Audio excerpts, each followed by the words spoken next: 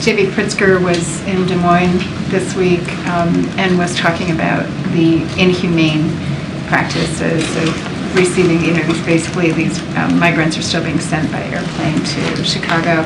I think the total number is 30,000 shipped to Chicago alone, and the mayors are meeting in town. They're certainly going to ask for more resources. What can the federal government do to help cities like Chicago that are really struggling with this, especially given the subarctic temperatures that we're seeing right now? And you've heard me say this very recently about how those actions that are being taken by Republican leadership is inhumane and is demoralizing.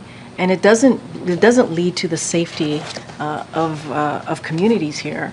And so we've called that out, and we'll continue to do that.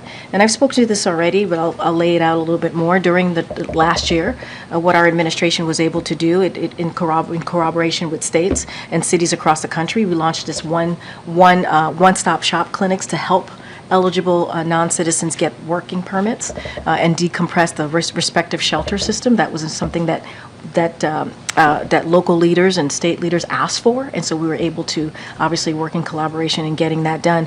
To date, these clinics have served more than 10,000 people, so they've been effective.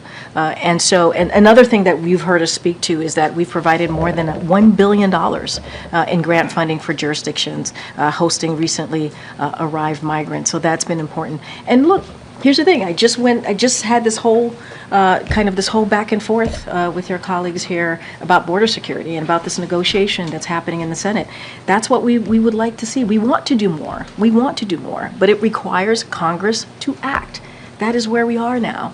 That's why it's so important that these conversations, these negotiations on Capitol Hill with senators, both Republicans and Democrats, have been going on for the past several months. We are encouraged. We want to see the supplemental passed.